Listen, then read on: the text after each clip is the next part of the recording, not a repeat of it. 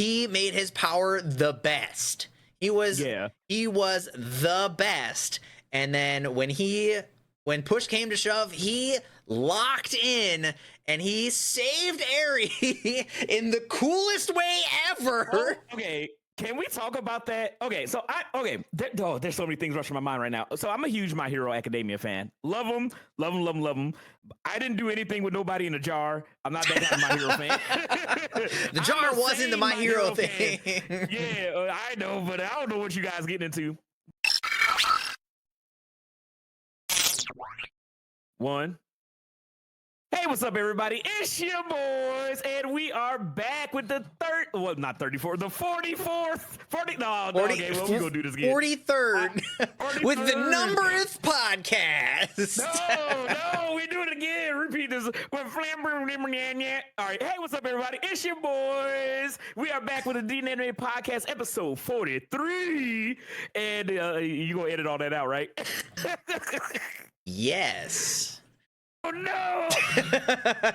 Anyway, it's your boy Beautiful Crow. That is Vic Seal. We're back to talk about some anime. Hopefully you guys are having an amazing week. Hopefully you guys are enjoying your weekend. Letting us bless your ears in your Sunday afternoon as we sit up here and talk incessantly about this thing that we love, anime. But Fix, how are you doing today, man? I'm doing pretty good. I'm glad that we've finally got this podcast started. I kind of wanted to talk about this week of anime, how it's been it felt like dry. There was nothing. I just felt like a lot of it was like, I don't know if there was like a delay or I just watched it all really fast and then just forgot about it. But I only remember watching one thing this week, but everything I have is caught up. So I was like, when did I watch it? I still didn't get the chance to start Sakamoto Days, so that's like not caught up, but it's still on my list because you know the issue is talk about it every week. It's on Netflix. One of these days. I got you. One of these days. But right before the podcast, both you and I were just absolutely locked in to our respective games, and I kind of wanted to talk about a specific character. Yeah, like he's not a new character, he's an old character. Everybody loves him. I want to talk about a specific character. I want to talk about Lemillion. Talk about Lemillion real quick. Because I thought about this. I don't know what made me think about it, but in Naruto, Rock Lee was supposed to be like the symbol of like hard work can outdo talent, and then he never got his chance to shine kind of deal. Yeah. Lemillion is exactly that. He didn't have any more talent. He wasn't like royal born. He didn't have anything unique or special about him. His power sucked. And through specifically hard work, he made his power the best. He was the best. And then when push came to shove, he locked in and he saved Eri in the coolest way ever. Oh, okay. Can we talk about that? Okay, so there's so many things rushing my mind right now. So I'm a huge My Hero Academia fan. Love them, love them, love them, love them. I didn't do anything with nobody in a jar. I'm not that kind of My Hero fan. The jar wasn't the My Hero thing. Yeah, I know, but I don't know what you guys getting into. But Lemillion is, I feel like you said, he was the perfect encapsulation of hard work outshines like genius, because you get that a lot. Like that's always a theme in anime. You got Naruto, who's like, I'm the hard work genius, half god. I hate that Naruto went back on that too, because Naruto was supposed to be like the hard working one, and then they're just like, hey, by the way, you are born from the strongest people in the village. And I'm just like, oh, come on. So I was a Naruto fan growing up. I would go to convention. Everybody was like, oh, he's not fucking the hardworking knuckleheaded ninja. He's like, he was destined to be the strongest from the beginning. Neji never knew. Exactly. Neji should have been like, I told you so. I knew it. But yeah, you get that a lot. I mean, it's also in One Piece right now. I feel like One Piece is handling it pretty well, but like, because Luffy was always just like, he had a shitty fruit, he had the power of being rubber, and through hard work and dedication and training and fighting, he's gonna be the pirate king. And then he's just like, but he also God fruit. Just like, I still think One Piece works because it fits, is in line with Luffy as a character, so I think it's fine. But like Lemillion is kind of the perfect encapsulation of like hard work and dedication will make you strong, and standing on that principle makes you the best. I really like that in general because it's a good message. Like if you want to really like push and do what you want to do, you want to work hard at it, you got to stay because it's gonna be ups and downs. It's gonna be hard. It's gonna be highs and lows.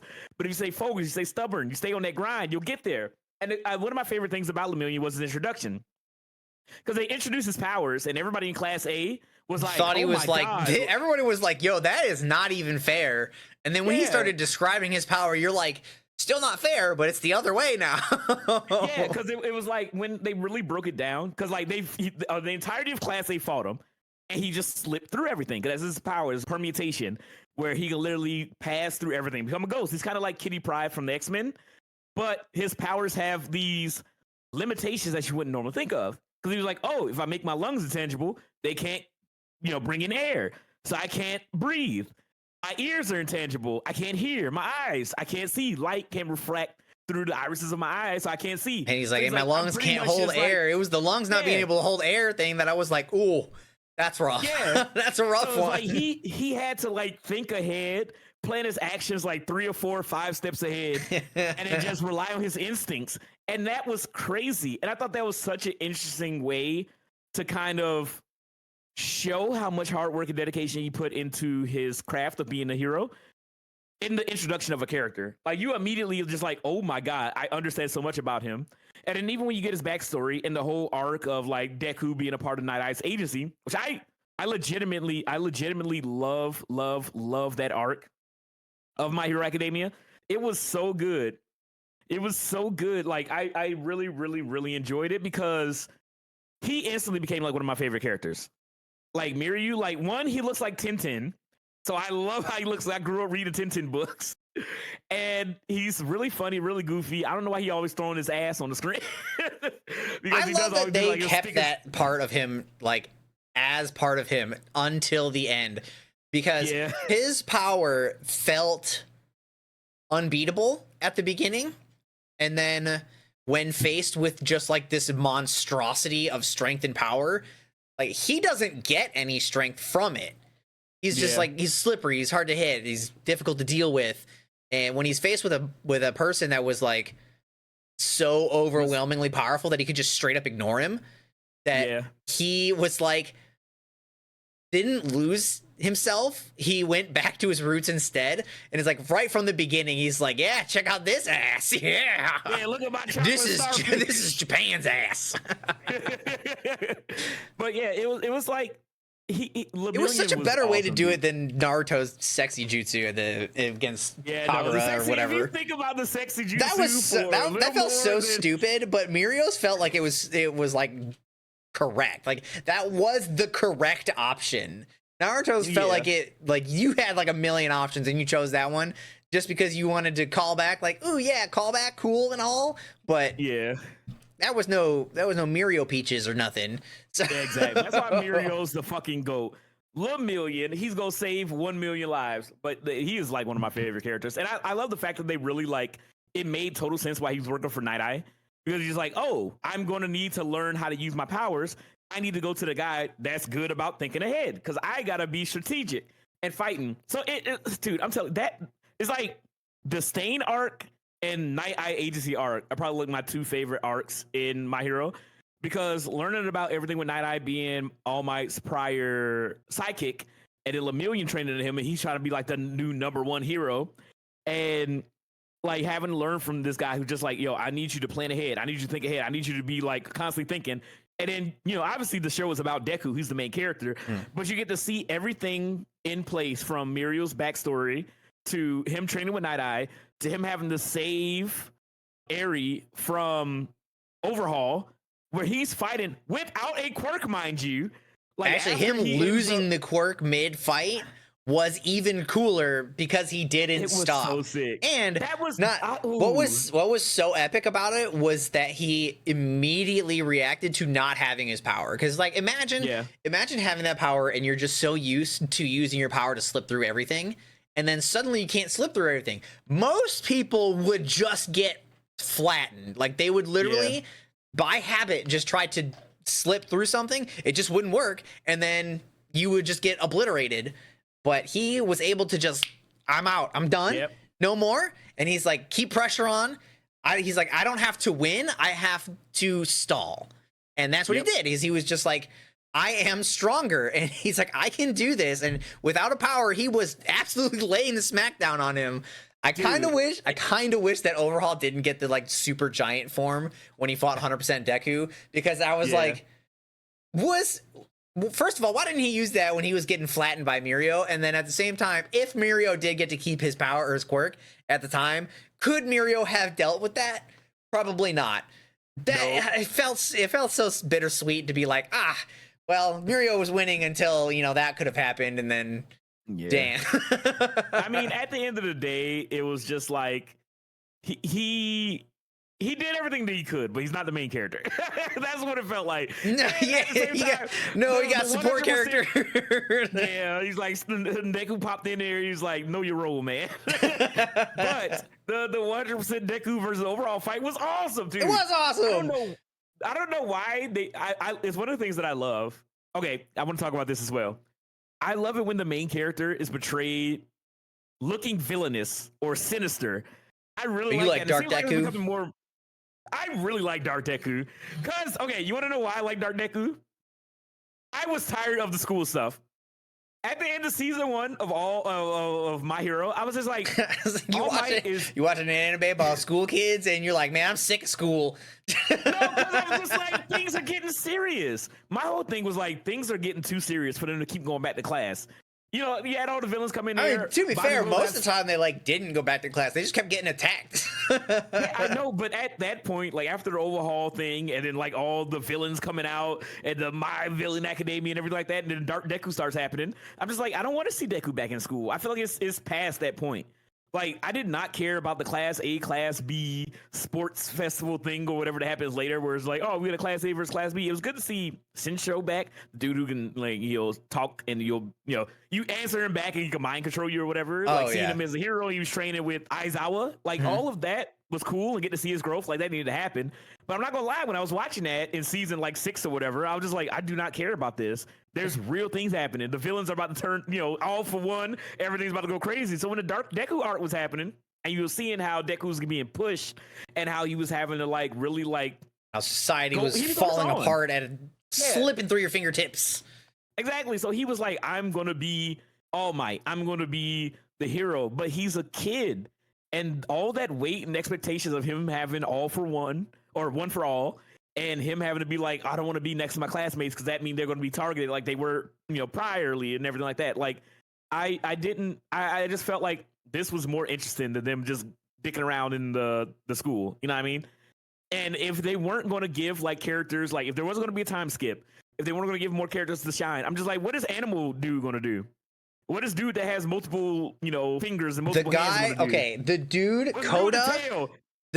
Koda, even more so than the dude with the tail, Ojiro, I think his name is. Yeah, the dude who can talk to animals. How in the hell did you get into Class 1A? The entry exam was beat Robos. There was like, how did he do that?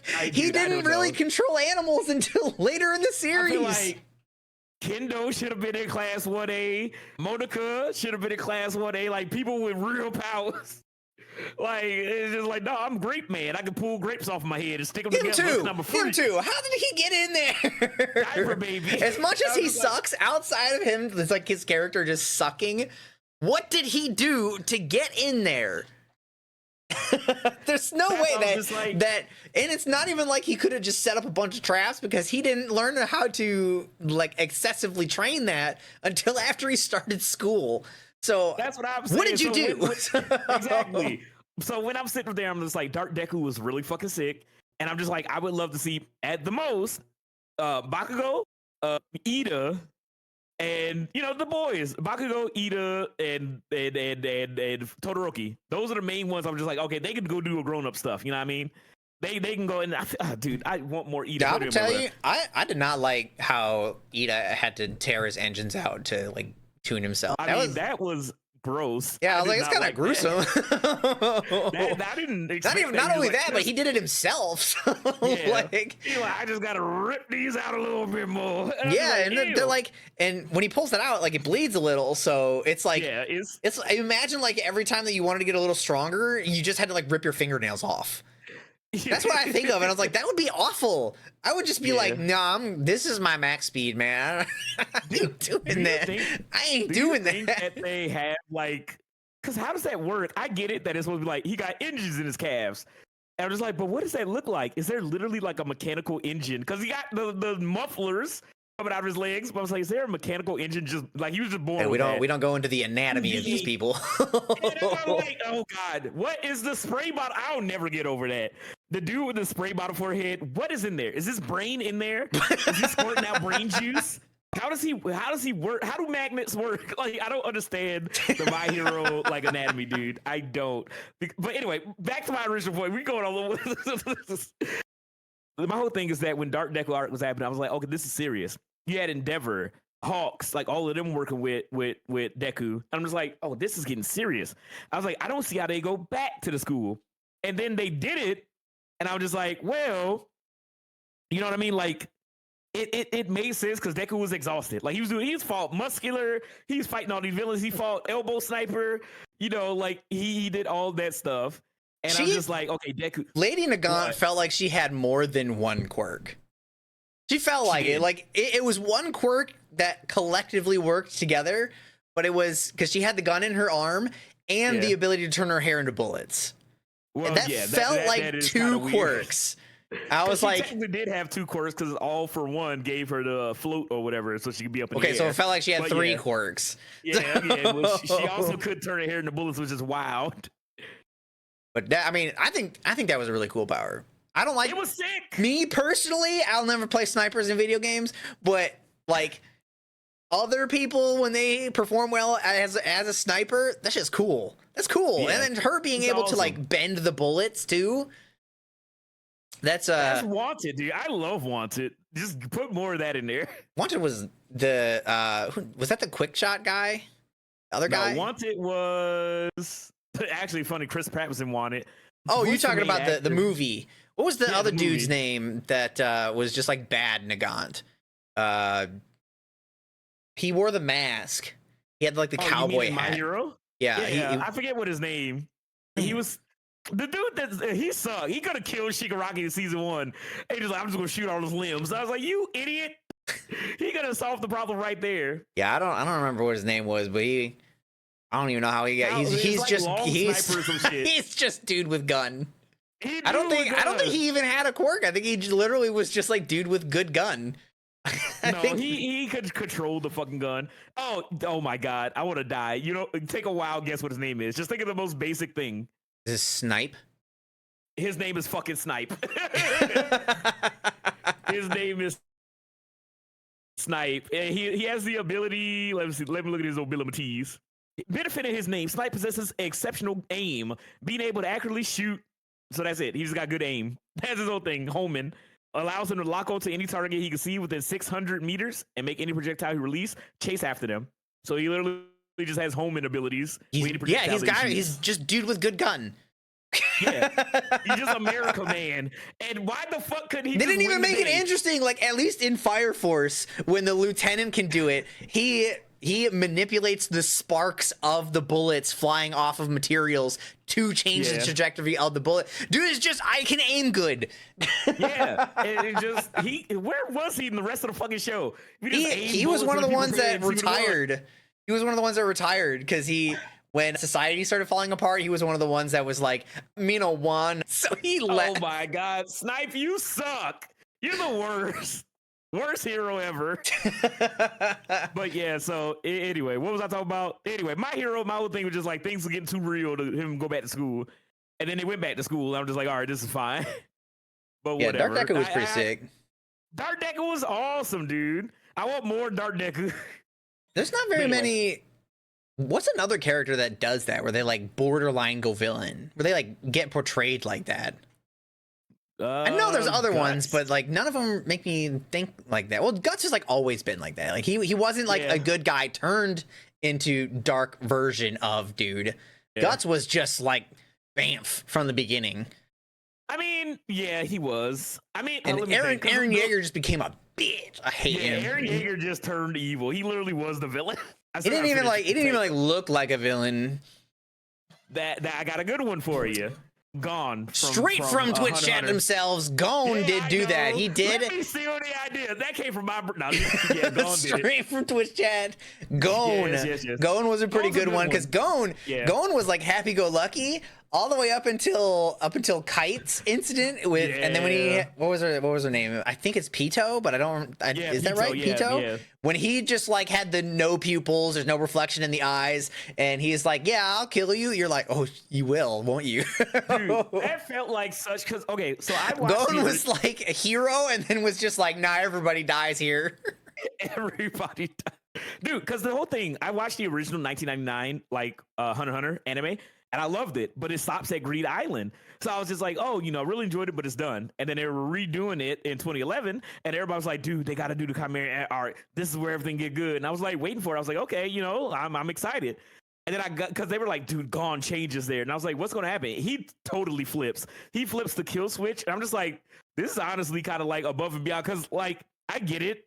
Like Kite was like his only link to his father.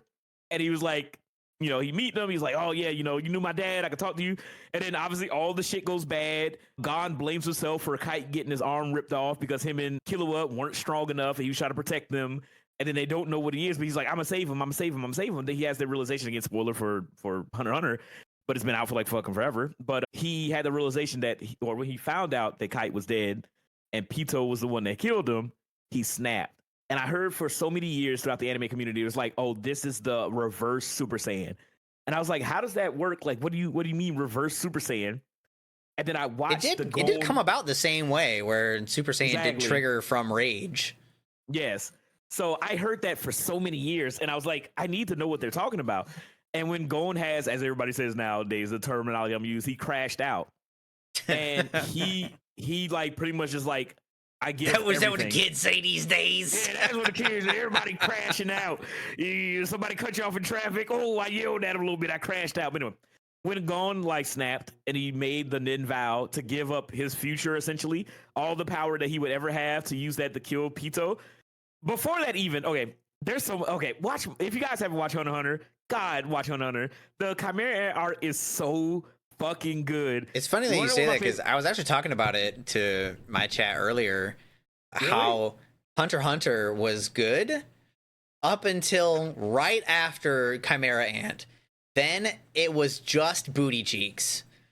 It was so much. It went from like shonen advanced dark fantasy kind of deal into Sherlock Holmes, I guess. It got very wordy because Togashi's spine was exploding or whatever, so he just started writing a bunch of text. Yeah, but like out of all of the text that he wrote, it felt like he was just started breaking every rule that he could think of. He's like, all right, so what was the rule that we set up? It takes years to master Nen. Not anymore. And then he was like, okay, well, what about Kurapika and his Emperor time sapping life when he uses it? Not anymore. So. I gotta read the manga. There's so much. No, I don't even bother. So actually, you know what? If somebody's out there and you have managed to stick with it, are they still on the fucking boat? Yeah, they're still on the boat. There's no way with the newest chapter, because that means that they've been on the boat for over 100 chapters. Yeah, they're still on the boat. Jesus.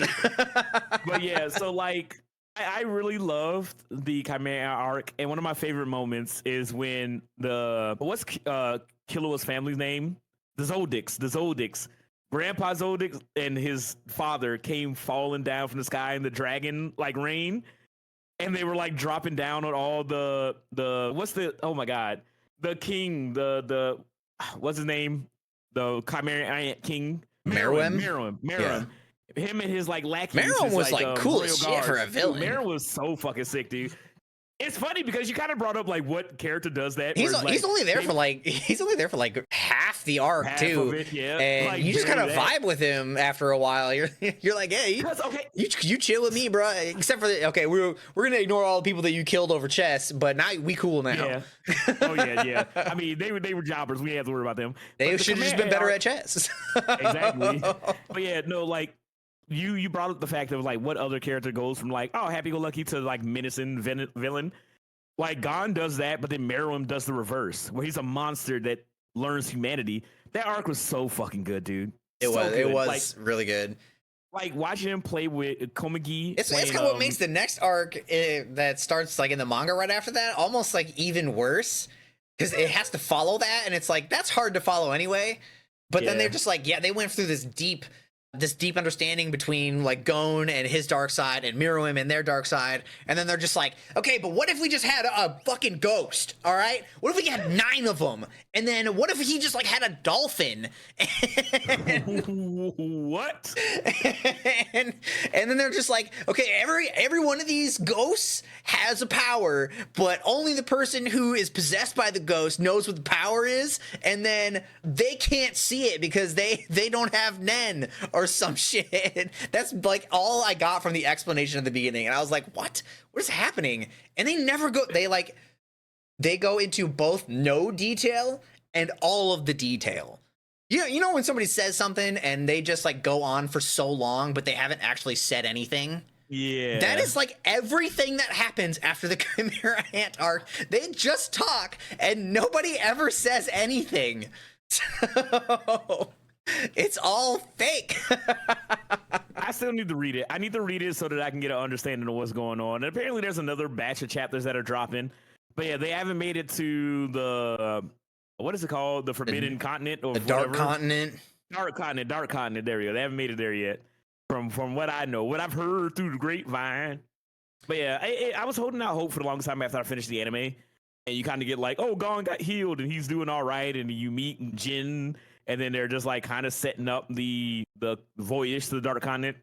And then Killua just like, I'm gonna go hang out with my sister and travel the world. And Gon, you alright? And then they just gotta like fuck off.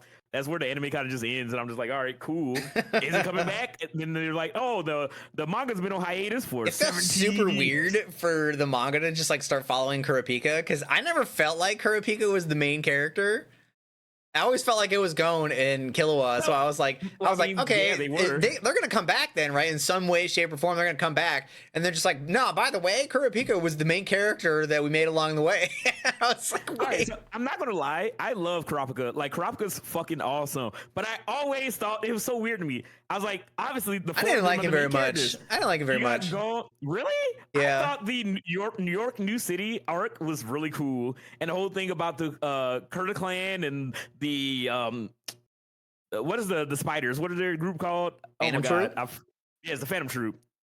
The Phantom Troop and Kurapika's story, I thought was really good. I thought that was a good hook for him as one of the I just don't like quad characters agonists. that are solely driven by revenge.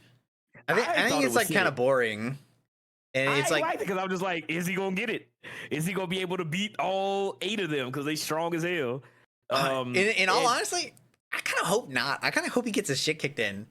I mean, he might. It's not looking that great for old Kurapika. But I don't know. I heard a little- Because it's gonna go one of two ways. Like he either loses and then Gon and Killua come back and they like avenge him or something, or he wins. And it's like neither one of those are super interesting.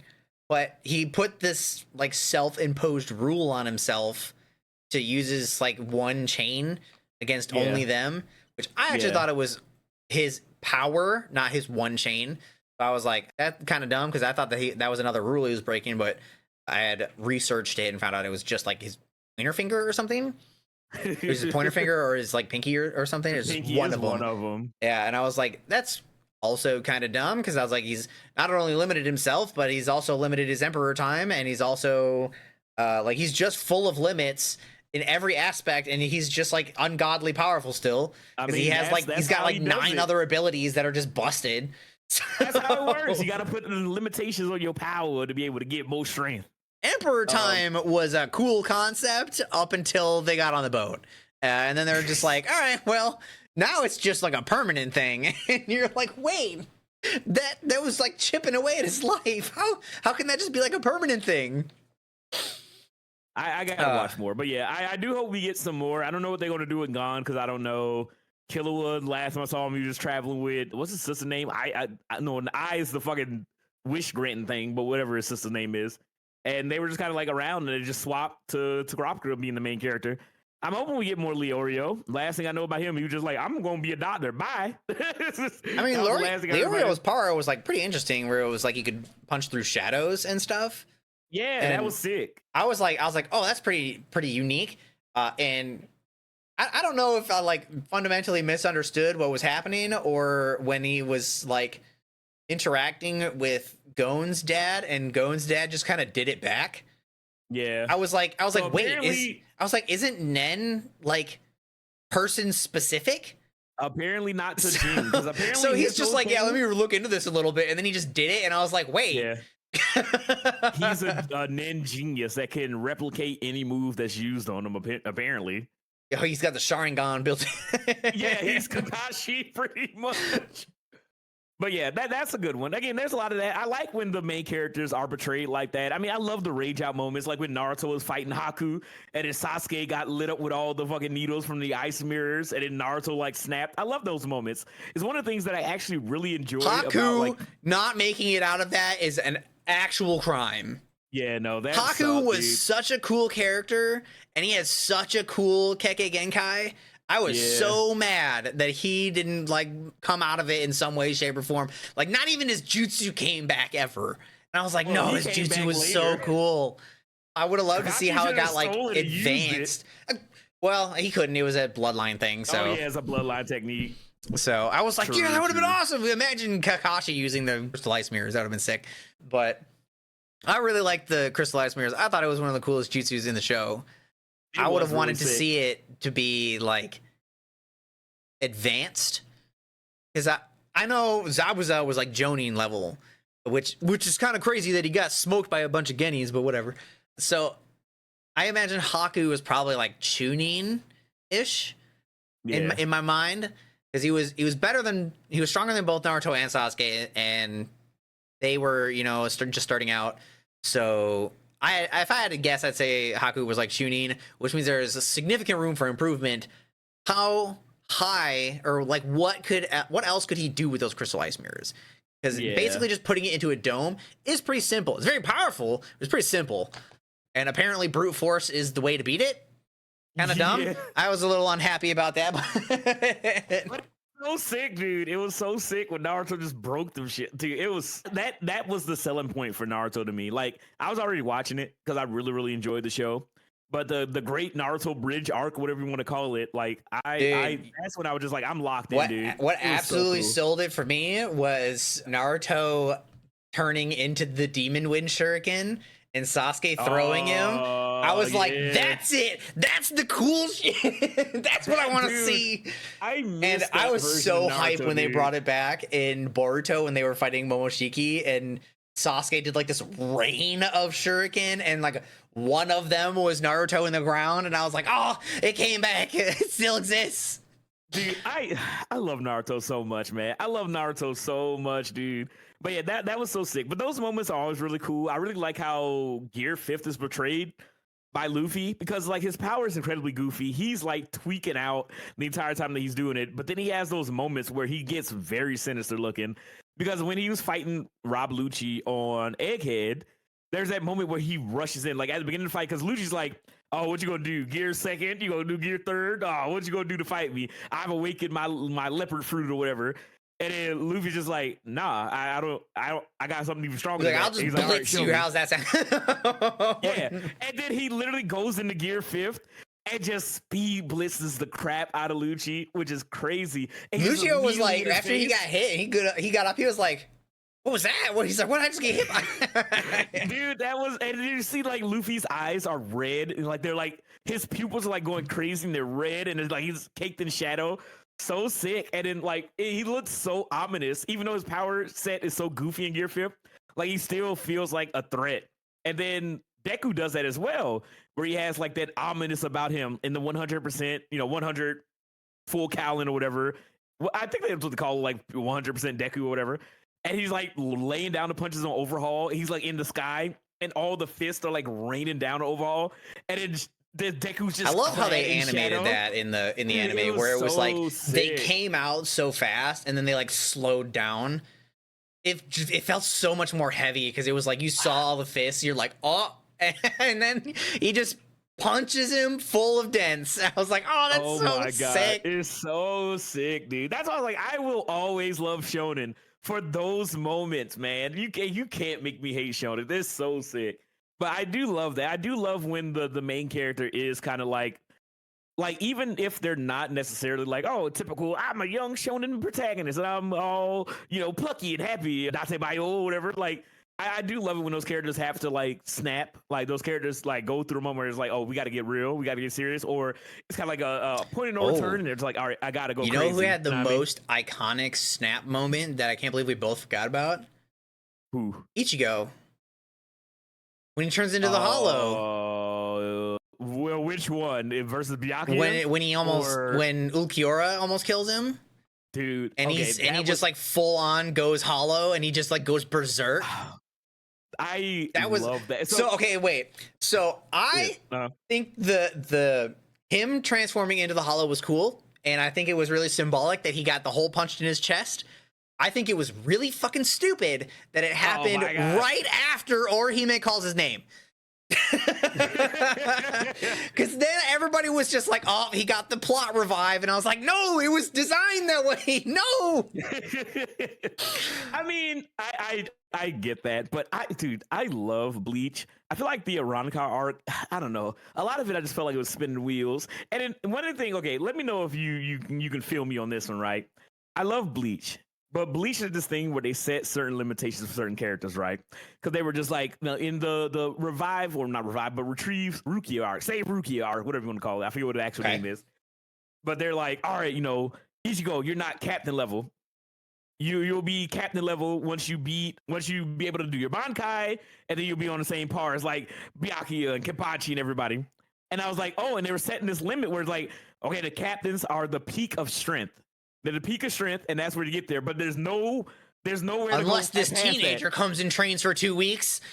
But my whole thing was like, they kind of set a limit on the captains, but then Ichigo gets stronger progressively through the series. So then the Araka arc, when Ichigo was struggling against some of the other like the numbers, and then seeing Kenpachi come out, and I was just like, all right, Kenpachi's fine. He was like, oh, this whole time, I'll only fight one arm. Let me fight with 2 hands. And I was like going crazy. I'm not even gonna lie. It's so stupid, but I went crazy for that. I was like, it makes so much sense. And he was never really fighting seriously. And I was fine with that. But then I was like, Ichigo beat Byakuya. How was Byakuya coming out and fighting enemies that Ichigo couldn't beat, even though he's stronger with the around combat and everything like that? I always treat it like it's a matchup thing where it's like, Ichigo counter. beat Byakuya, but it was like the two things that were in Ichigo's favor was that he was fast enough to hit all of the shards, and he still almost lost. He had the Vizar, where right? That's what it's called. That's what it's called. It had to go berserk. So his like dark side went berserk, and then he kind of won. Yeah, but like, not everybody is gonna be that fast, and some people are gonna just be good against really fast people. And so whenever Byakuya beats somebody, I'm like, all right, it's just a matchup thing. And it's also like, that's how I look at it. It's also like, you don't know how much Byakuya has trained since then, right? So yeah, but I was like, I feel like they kept saying in the show, like, oh, you can't get stronger than this. Once you reach Bankai, you can't get stronger than this. And I was just like, you don't say that and then have him beat, like, cause you watch Ichigo. Okay, so to be fair, that was total bullshit from the beginning, because we like, obviously you can get stronger than that because they have different rankings amongst their captains. Yamato was like the strongest captain, and like we saw him and his, actually like 1,000 years ago or whatever, when he said when he first faced Yuwak, I think, and then he decided to keep training, and he like modified his Bankai so it became like the 4 cardinal directions. So he had 4 Bankais. And I was like, that's cracked. That's crazy. And so even I imagine that he didn't just get that between when Rukia was going to be executed and then when Ichigo shows up, right? So I imagine he had that the whole time. So there was clearly a large gap in where some of the captains could go, and a lot of the captains were just like, I feel like most of them were just fucking around, you know, like what's his name, Ukitake. Dude was sick. Dude is still sick. I don't know. He's probably still sick to this day. Here, You never really get to see like his true Bankai, I don't think. And him having one of two twin sword Zanpakuto, crazy you don't get to see his Bankai. Absolutely wild. The other guy, what's his name? The guy with the pink Hiyori. Dude, what's his name? It's like, I know his initials are like SK. Whatever his is, his Bankai is also kind of bonkers. And so it was like, yeah, their Bankais are just like really good, but beyond that, it's like, okay, well now you have to modify them, you have to train them down, you gotta hone them. So Yeah, naturally, ever since the beginning where they're like, yeah, you get Bankai, you're like as strong as you're gonna get, that's BS. That's BS. Dude, because that always hit me when I was watching it. Cause I was just like, all right, well, Ichigo's going past that, and then these motherfuckers coming in to save him. I'm like, he beat all your asses in the first season. But anyway. And then there's Renji, you got two different Bankais. Dude, man, fuck Renji. I like Renji so much. His fucking Bankai was so worthless. How? Zabimaru! And it will shoot like a big laser and twirl around, and then somebody would It wasn't a break laser. It was a big dragon thing. It was a bone dragon. Big dragon that would shoot a laser. It would shoot the laser. And then But it was the big bone dragon thing that was the Bankai. That was the cool part. Yeah, it was And, cool. and that was the fake one too. That wasn't even the real one. Yeah, which is also kind of stupid that they could get the wrong name and still get the Bankai.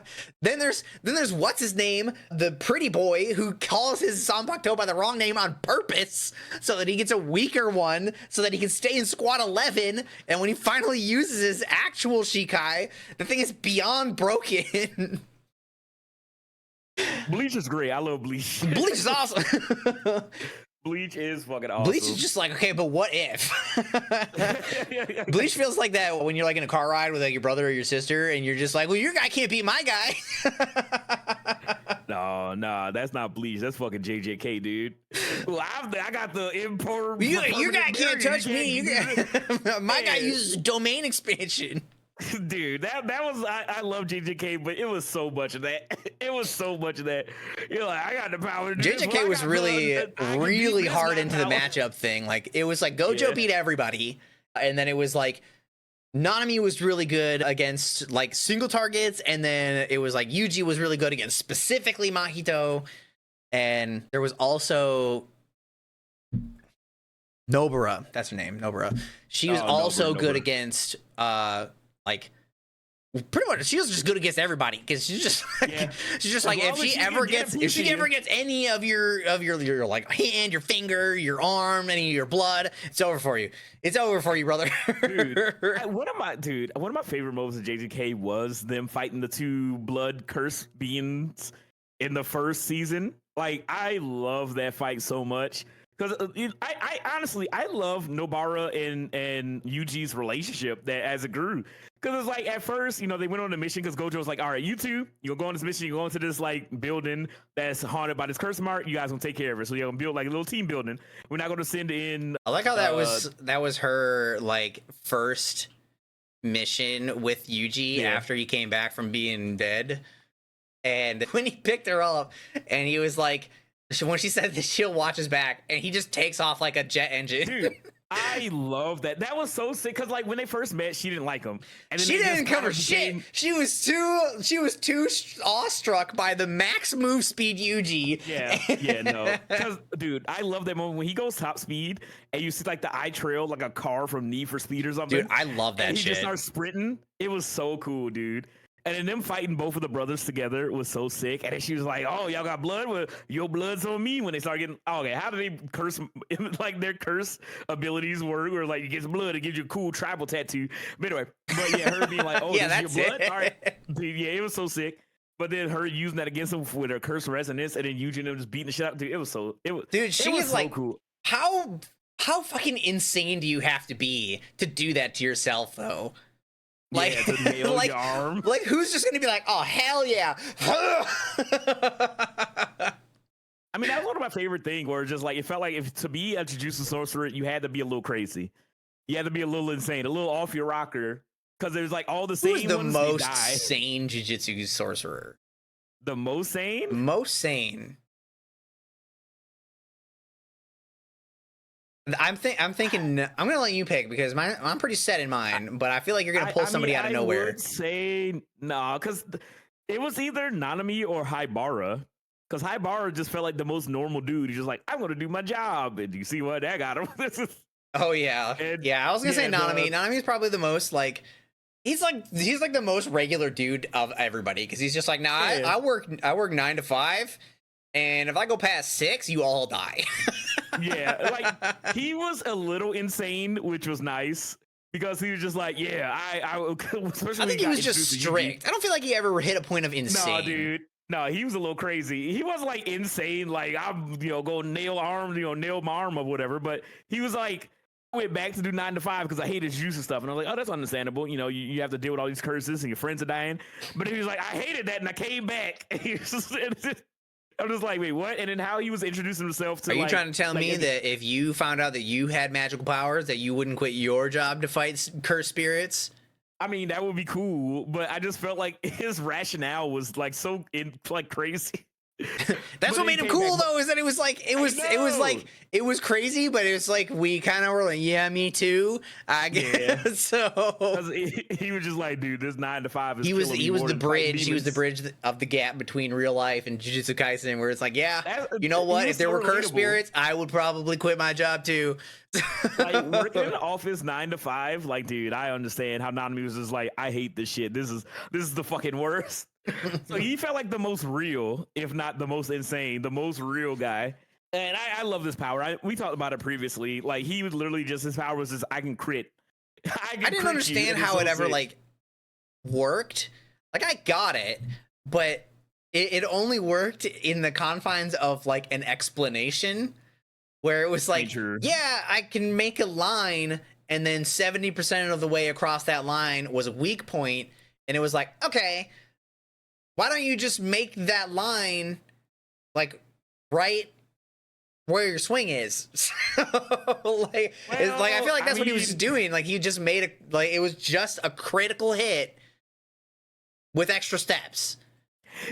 True, but it was like, how did the extra step, like, did that line actually become visible to anybody, or was he just pulling your leg? Was he just like, hey, there's a critical hit in there? I mean, we see him do it, but yeah, I don't. I mean, he could have just been a compulsive liar, and we just never found out. True, but it was sick. It was incredibly sick, dude. Who's your favorite JJK character? My favorite JJK character? Yeah.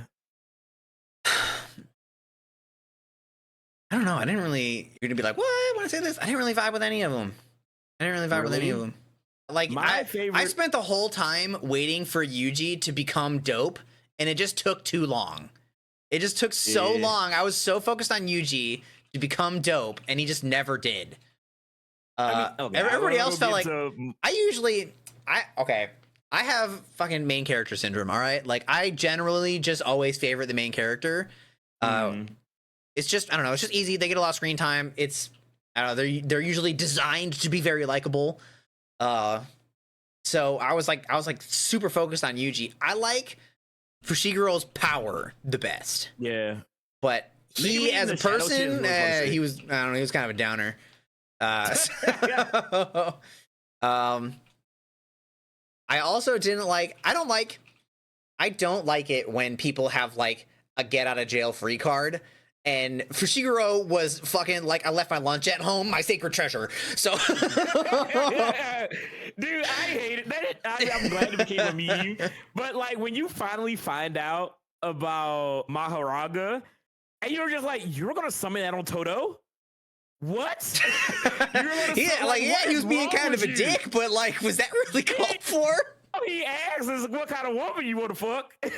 I mean, he kind of did beat him up afterwards, but yeah. True, he was going to summon Maharaga. But I guess personality-wise, I guess Toto probably would be like one of my favorites because he was like, he was never like too serious until he had to be, and he was really good at like defining that line of like, all right, it's time to stop fucking around.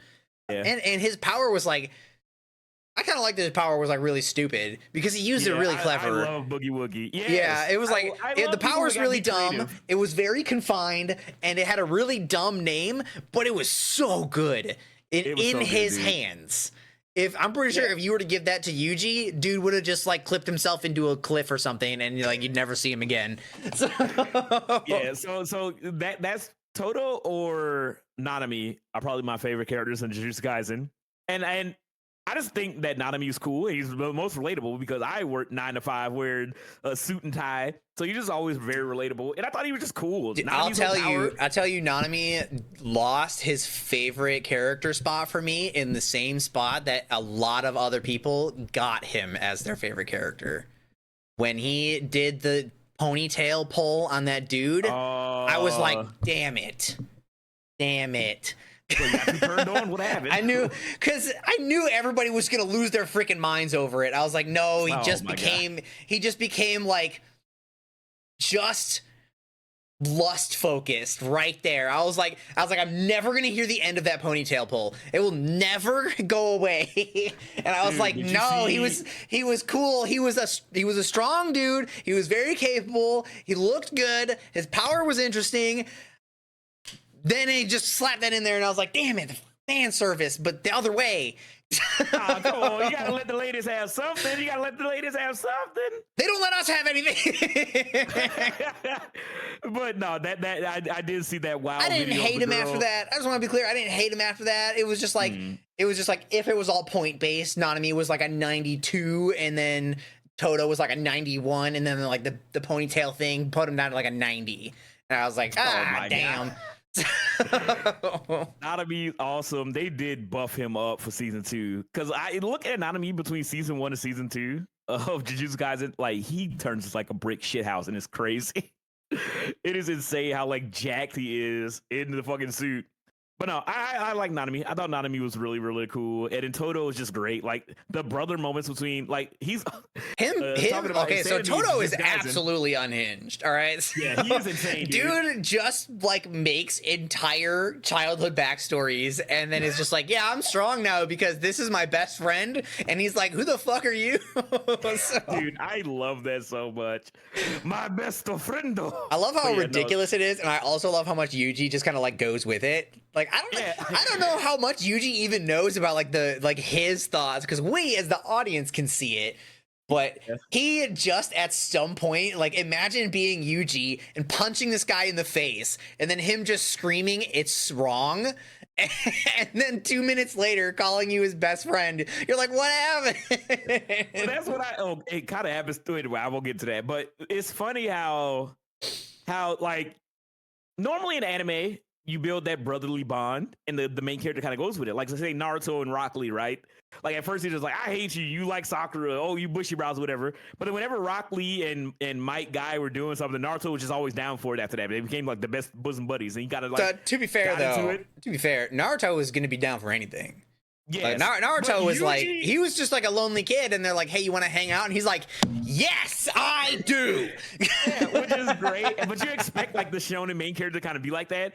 Yuji was not fucking with that shit. Like, he's friends with Toto, but every time Toto or anybody does something like that, you just like, what? What are you get away from? Or you're just like, kinda, but like in the fight against Hanami, he just kind of goes with it though. He's like, yeah, he calls him his friend because he was just like, it's like he. It feels like he just realized that arguing with Toto was pointless. And so you're just like, whatever, I'm going with it. I like to go along. I like to think that he was just like on the same wavelength, that he's also unhinged a little bit. It didn't seem like that. It felt like he was just like, I don't know what the fuck's going on, but we win in this fight, so whatever. I just felt like he just like dragged along. I mean, in all honesty, Yuji feels like that through most of the series. But yeah, but I love their relationship. I love the relationship so much. I love Toto always coming out and being like that hype man for Yuji whenever he's down. Like, it's so sick. And honestly, one of my favorite things, or one of my favorite things about like superpowers in general, is people using it creatively and having the ability to just swap two things. You think like, okay, that's cool. He can pretty much teleport or whatever. But the way Toto explains it and what he does with it and using Boogie Woogie was so cool. And yeah, the restriction in being like, it has to have cursed object, and then him like throwing a rock that he infused with his own cursed energy. I was like, that's pretty smart. that does make things a lot more difficult because a lot of people, when he first described it like that, I was like, bro, they're just gonna like they can sense cursed energy, like where they're just gonna know where your options are. And then when he threw the rock, I was like, well, that's gonna be hard to deal with. Dude, I love it so much. Like when he says he has a 520,000 IQ or whatever, you're just like, what is this idiot talking about? But he has some of the best like battle sense. When you see him fight, you're like, you know what? Maybe he was telling the truth. Maybe he was. He might be a little unhinged, but man, his battle sense up there. Yeah, it's crazy, dude. But yeah, I love when characters use their powers creatively. It's one of the things that I always loved about One Piece and Luffy. Because his whole power is like, I'm rubber, I can stretch. And he uses his powers in so many different ways. Turning himself to a buzzsaw, shooting his arms back. I think Luffy's power would have been the only power that Luffy could have used. Because if he had used anything else, I don't know how many times you can count how many times that Luffy messed up and only lived because he was made of rubber. I mean, the number of times that he like got shot or like he got beat down or like he got electrocuted. So only lived because he was rubber. Like rubber in itself is not a grand power, and he literally all he does is stretch really far and then slingshot it everywhere. But I don't think I don't think Luffy had like a good battle sense. I think that he just messed up so many times and his ability saved him enough times for him to know when he can do that. You know what's crazy is him meeting a nail so early in Skypiea. Like if he didn't have the gum fruit or he wasn't made out of rubber, they're dead. Yeah, absolutely. Like, all dead.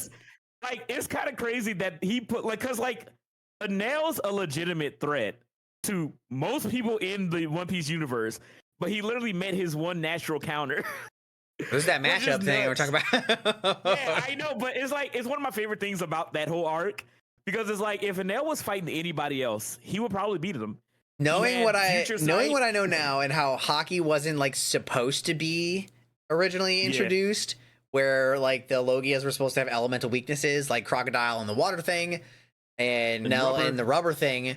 I was like, damn, that's kind of a bummer because I bet Nell gets absolutely flattened by everybody now. Because he's kind of just a dick.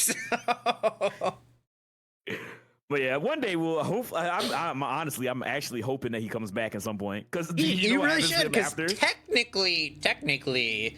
Luffy never won that fight. Yeah, and Nail just left. Like, it's kind of crazy because he's like the one main villain that kind of won.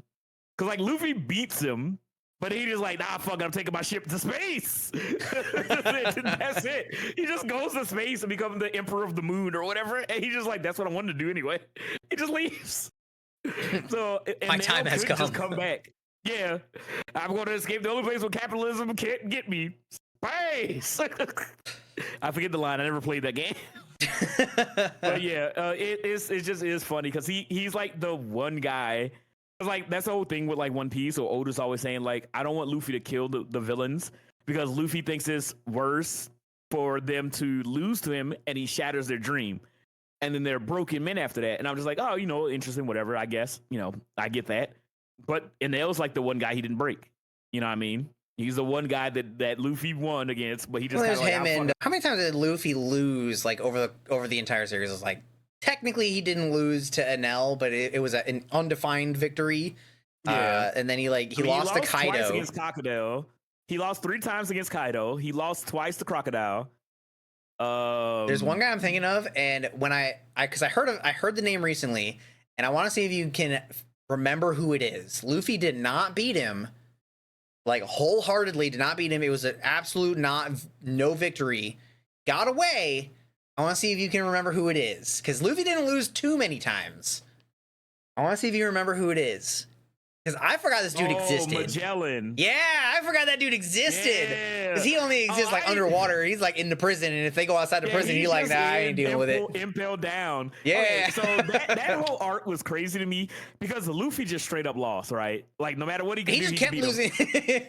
But literally, he could get around because Magellan has to shit 16 hours out of the day.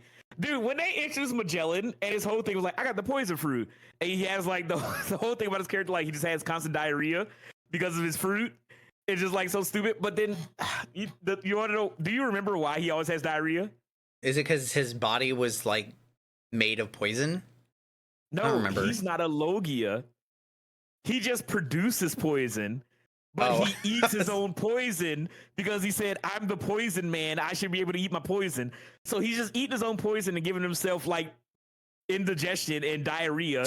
So they were like, yeah, Magellan shit 16 hours a day because he won't stop eating his own poison. And I'm just like, why is this character so stupid?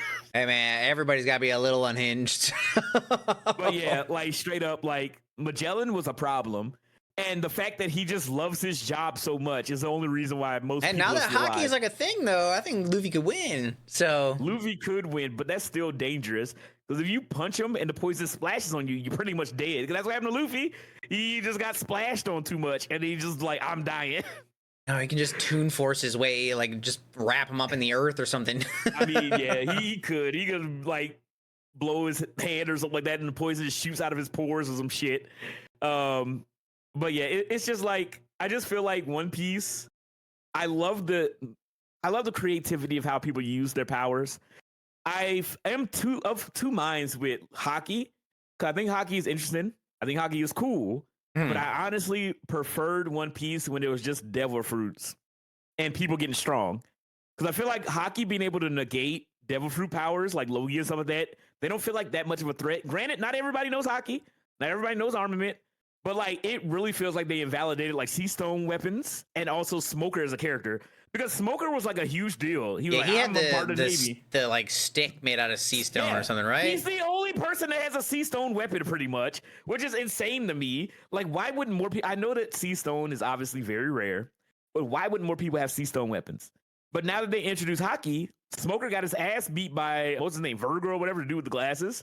And ever since that, Smoker hasn't really been a threat. And if you think about it, unless Smoker just gets like just a like, crazy damn, I got retconned. yeah, like he got beat by hockey, and then it's just like modern day Luffy versus Smoker. There's no chance. So it's like, where does Smoker fit in where does Smoker fit in the story now in One Piece? Because they set him up initially like his Luffy's Garp. What Garp was to Roger, Smoker was going to be for Luffy, but now it's nothing. Who is his? I mean, did anybody end up like being Luffy's Garp? Like, not really. No, it's supposed to. They try to set up Kobe, but I was like, "This is a fucking joke." That little idiot. I feel like Kobe is like still on his side though. Like, I don't feel like Kobe is like opposing Luffy. Yeah, like just, Garp did to Roger. You want to know who it kind of feels like? That makes the most sense is Lucci. Lucci's another one of the villains that Luffy beat, but didn't deter him or break his dream because Lucci's still doing his shit. He's working for CP0. I don't know. I feel like he feels like a opposition, but I don't know if he feels like a Garp. Like a Garp. He's just like just a dude. He just like came back because he was like a hurdle that Luffy overcame at one point, and then he came back and he got blitzed. Like, it's not even close anymore. Yeah, true. Luffy did kind of wash his ass. That fight was fucking sick. Also, I will say this: I love One Piece. The Lucci versus like the OG Water 7 Lucci versus Luffy match was the fight that sold me on One Piece. I love that fight. I still love that fight. Dude, I love that fight. Luffy's except for when Luffy like almost falls over. And then he defies gravity and he like comes back up. I was like, nah, you lost. Nah, you lost. I fucking love that moment. Like, hearing Usopp yell at Luffy, "You can't lose. You're our captain. You can't fall." And he gets back up and he's just like bleeding. And he's in gear second and he just like, fuck it, I'm throwing all my fists. And he just jet gatlins the shit out of Lucci. And it's the last thing that he can do. He doesn't fall until he gets the victory. Dude, I love that moment. That moment's so peak. I completely disagree. I like the exchange that happens right after it.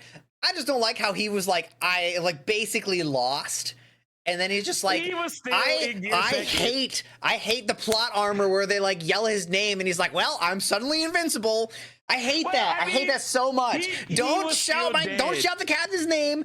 You need to stare in awe. You know who did it really good?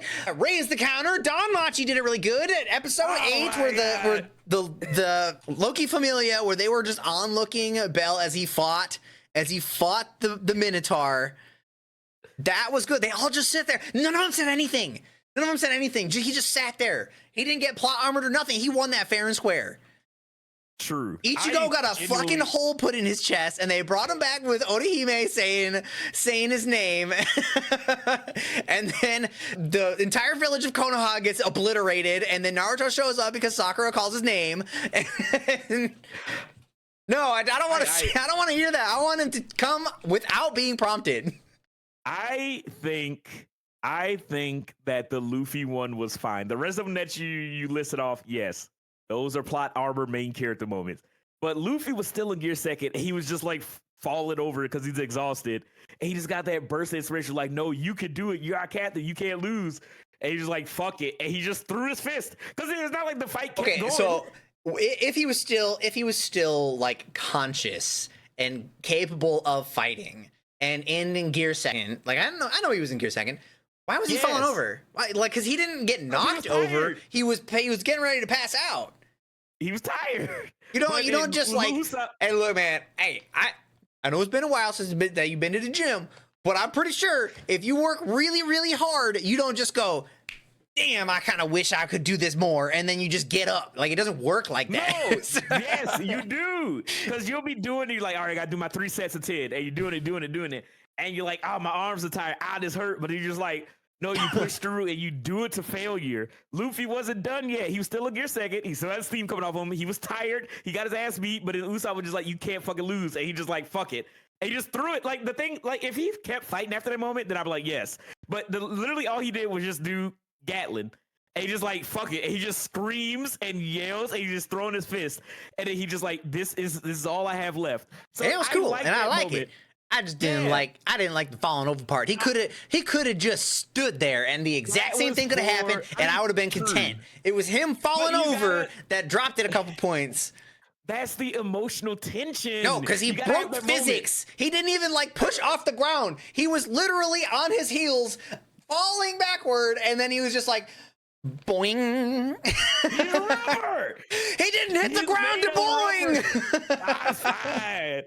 It's fine. I love that moment. I love that moment. And if you guys have any of those moments, those hype anime moments that you were like, oh my God, I can't believe that. Or if you want to tell us your favorite Jujutsu Kaisen character or your favorite main character or anime character snapping point moment that we didn't even think about, you can let us know in the comments below. If you guys enjoyed the podcast, give us a thumbs up. Let us know how you boys are doing. Join the conversation by leaving your comments down there and hit that subscribe button. We're a small up-and-coming podcast, but we're working hard for the money. And I hope you guys are genuinely, from the bottom of your hearts, enjoying and having a good time as we ramble incoherently about one of our favorite things, anime.